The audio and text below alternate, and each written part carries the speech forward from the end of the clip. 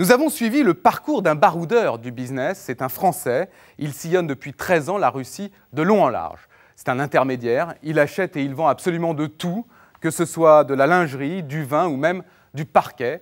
C'est aussi un chasseur de dettes. Alors chasseur de dettes, ça veut dire qu'il va récupérer pour le compte de ses clients français de l'argent auprès de mauvais payeurs russes. Alors doit-il parfois employer la méthode forte? Comment s'y prend-il pour décrocher des affaires et se faire respecter? Regardez, c'est un reportage de Gilles Delbos, Mathieu Huyou, Dov Alouche et Olivier Lubczynski. « 34 degrés, à l'ombre des murs du Kremlin. Au volant, fidèle entre les fidèles, Léonide, le chauffeur. À droite, son patron, un homme d'affaires français pour qui, depuis 13 ans, la Russie est un terrain de chasse. Bonjour, j'ai rendez-vous avec Igor. Laurent Dubois, 33 ans.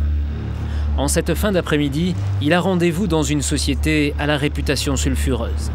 Dans cette banlieue de Moscou, chez celui qui règne sur le business de l'alcool en Russie, pour négocier au nom d'un marchand de vin français. Bonjour, cher ami. Comment vas-tu? Ça va et toi? Bien. Hein? Mais Laurent Dubois n'est pas venu pour visiter l'un des plus grands stocks d'alcool de Russie. Il est ici pour négocier. Laurent Dubois est consultant. Il vend ses services aux Français qui veulent exporter dans l'immense empire russe, mais qui ne savent pas comment s'y prendre.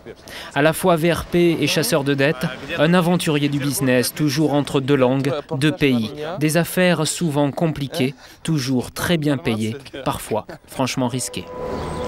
À la périphérie de Saint-Quentin, Laurent a installé sa société dans une pépinière d'entreprise. Ils ont 700 clients. Il faut dire que Laurent a trouvé le créneau. Peu de sociétés proposent comme lui aux PME françaises de la prospection commerciale en Russie. Ils n'ont pas beaucoup de rivaux, alors combien leur rapporte ce travail d'intermédiaire? Ça roule. Allez, spasiba. Bon, faut que je rappelle un client russe qui doit du blé. Sa marchandise est prête. Et ça, c'est assez classique. C'est je vais payer, je paye début mai. Début mai, c'est quand? C'est début mai. Bon, début mai, on est le 11 déjà. En jeu, une grosse commande de maillots de bain qui doit partir, 150 000 €. En principe, il conseille aux Français de ne pas envoyer les marchandises avant d'avoir reçu l'argent des Russes, car les risques d'impayés sont immenses. Dites-moi, s'il vous plaît, vous avez du nouveau au sujet du paiement? Parce que nous, notre marchandise est prête à partir. Je sais, je suis au courant. Mais Laurent, donnez-moi encore un délai jusqu'à fin mai. Encore un délai. Mais cette fois-ci, ça devient gênant, car la saison des maillots est courte et déjà bien entamée. Laurent prend entre 10 et 15% sur les ventes, pas de maillots en rayon, pas de pourcentage. Il va donc téléphoner au fabricant français et lui confirmer qu'elle doit prendre le risque d'envoyer quand même sa marchandise. C'est pas confortable et je sais pas si c'est la meilleure solution d'attendre avant, parce que s'ils sont quelque part fiables, même s'ils payent avec du retard, est-ce qu'il vaut pas mieux expédier? Est-ce que tu penses que ça serait un risque énorme que d'expédier? Par rapport au risque financier, c'est pas à moi de prendre la décision, mais sur la stratégie, tu as raison et c'est ce qu'il faudrait faire. Ok? Merci beaucoup. La marchandise partira donc en Russie. Hop là! À Laurent de surveiller que son client sera bel et bien payé. Il n'y a pas de règle, malheureusement. Et puis heureusement, parce que sinon, ça ne servirait pas à grand-chose, nous. Quelles sont loin ces images de l'Est, tristes et gris? De ce Kremlin derrière le mausolée de Lénine, qui si longtemps avait résisté au capitalisme et à la société de consommation.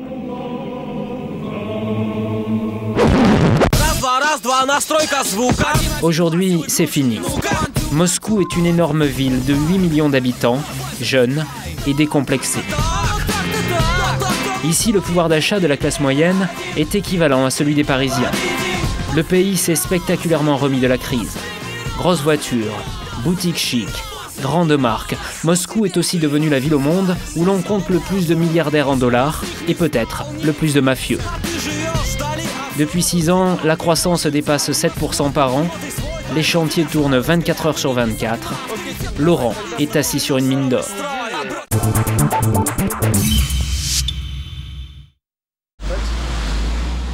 Allez-y. Le parking est sur le toit. Depuis 4 ans, il loue ici 600 mètres carrés pour 25 000 € par mois. Des prix comparables à ceux de Paris. Bonjour. Salut Irina. Mais il lui faut de la place. Bonjour tout le monde. Car il emploie à Moscou une trentaine de salariés. Ces jeunes femmes sont commerciales, chacune sur un secteur. Oksana, la lingerie. Svetlana aussi. Nastia, les vêtements de sport. Tatiana et Olga, la décoration et les tapis de luxe, une équipe de charme plutôt bien payée, jusqu'à 3 000 € par mois pour une commerciale expérimentée. Et représenter des marques françaises en Russie, c'est un vrai travail de fourmi. Pour être sûr qu'il sera payé, Laurent préfère aller vérifier lui-même que la marchandise envoyée est bien en rayon. Souvenez-vous, les maillots de bain. Voilà une des boutiques de l'enseigne qui les a commandés. Bonjour. Bonjour, je vais chercher la responsable. Très bien. Les maillots sont censés être arrivés la veille. Si tout va bien, les Russes devraient payer un acompte dans 2 jours. C'est toujours prendre un risque d'envoyer de la marchandise sans être payé. Maintenant, un client qui a pignon sur rue ne peut pas se permettre de faire n'importe quoi. Donc ça aussi, c'est notre garantie. Vous avez vu, c'est une très belle boutique. Il en a 40 comme ça. Et c'est quelqu'un qui... Si s'amuse à ne pas payer, ça se saurait très vite. Ça se saurait très vite, mais ce n'est pas le genre de la maison. Laurent est donc surtout venu vérifier que les articles qu'ils ont pris le risque d'envoyer sont bien en rayon. Car n'oubliez pas, il touchera 15% sur chaque maillot vendu. Ce jour-là, justement, il est mandaté par un Français qui a été floué. Il doit aller rencontrer un homme que nous appellerons Sergueï, qui n'a jamais payé 230 000 € de marchandises reçues de France. Il commence à faire lourd. Pour Laurent, l'enjeu est important. Et s'il y a mauvaise foi, ce sont des bandits en col blanc. Je vous dis, des gens très intelligents. Il y a des belles voitures, il y a de l'argent ici. Hein. Pour comprendre ces méthodes, nous l'avons accompagné en caméra cachée. Laissez, c'est pour moi.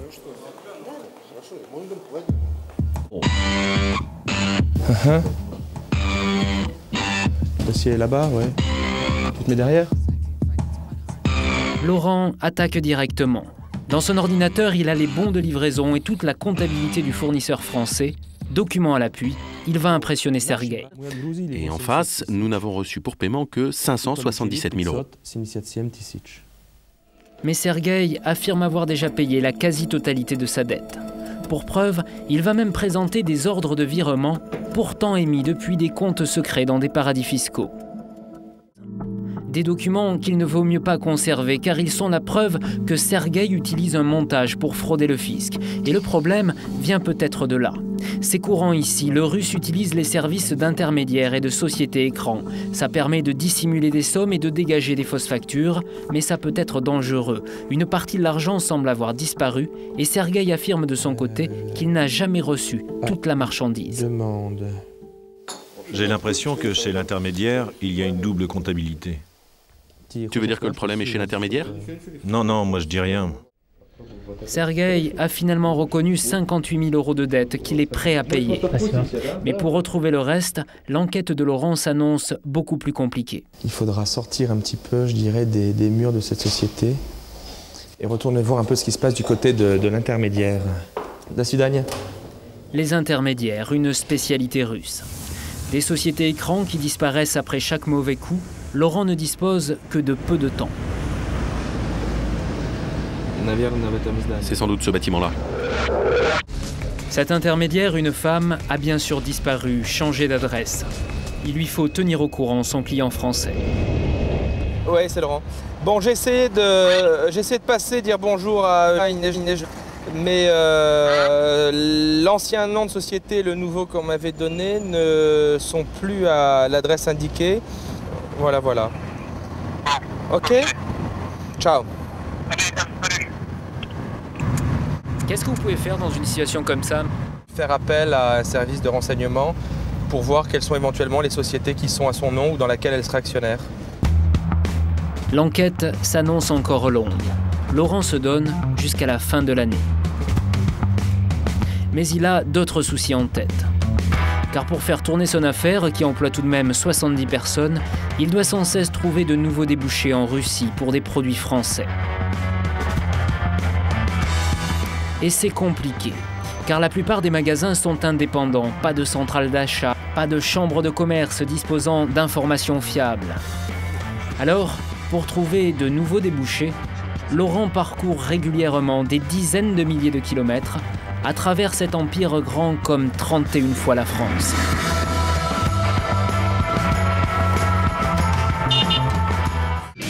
Et c'est parti. Pour 5000 km, plein est, direction Irkoutsk, au sud de la Sibérie. Une ville prometteuse, 700 000 habitants. Laurent n'y a jamais mis les pieds, mais il espère bien y trouver des commerçants pour placer des produits. À bord, règne une joyeuse ambiance de troisième mi-temps. Mais juste derrière, il trouve quelqu'un de bien plus intéressant. On va commencer dans l'avion, hein. Échange de cartes, Valérie et sa femme ont 3 boutiques à Irkoutsk.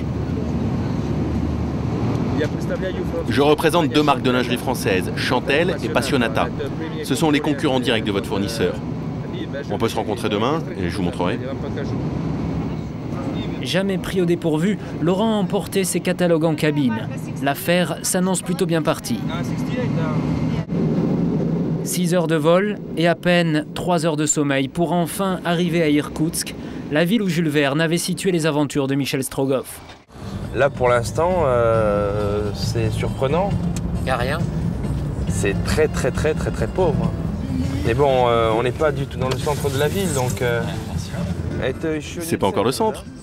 Si, c'est ici le centre. Ça, c'est le centre? Putain, on est dans le centre-ville, là. Putain, c'est grave. Malgré ce paysage tristouné, Laurent est sûr qu'il y a d'importantes perspectives commerciales ici. L'objectif de la journée, c'est de ramener des contrats. Ah bah c'est de ramener du chiffre. Hein. Lors d'une dernière tournée, j'avais ramené 200 000 € de chiffre sur Almata. Alors c'est pas beaucoup, 200 000 € relativement, mais bon, quand on ouvre une nouvelle ville, c'est toujours bon. Un plan de la ville, et Laurent va quadriller toutes les rues pour s'arrêter devant chaque boutique qui lui paraît un peu chic. Première étape, un marchand de meubles. Bon, c'est bien ça. Je représente plein d'entreprises dans toutes sortes de secteurs différents, notamment des accessoires et de la déco d'intérieur. Je fais des fleurs artificielles qui se vendent très bien à Moscou et dans plein d'autres villes. Bonne pioche, l'homme règne sur 6 ou 7 boutiques de déco dans la ville et une commande devrait suivre. Laurent ne l'aurait jamais trouvé s'il n'était pas venu sur place. Irkoutsk est une ville pauvre et le quadrillage des boutiques de la principale rue piétonne va rapidement désoler Laurent. Vertical, sport, tourisme et repos. Que des fringues made in China. Et c'est affligeant. Ça ressemble à une boutique, ça, hein? Alors, qu'est-ce qu'il y a sur les étiquettes? Tout est made in China. Oh purée. Bon, ça continue comme ça, on rentre à Moscou, hein. Dans la matinée, il va passer des dizaines de boutiques de vêtements, toujours le même constat. Mais il n'y a que des produits chinois.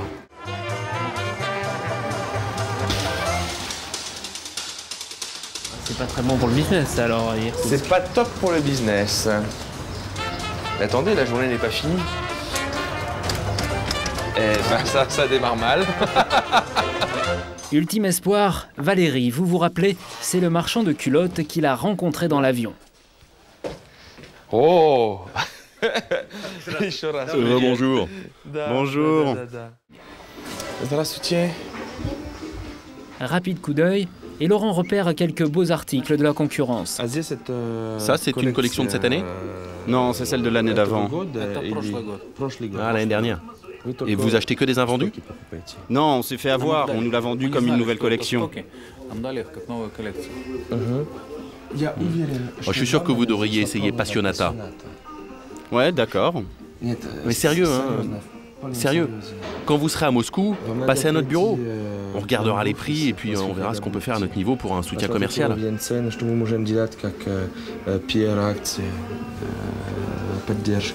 Ok, ciao, spasiba.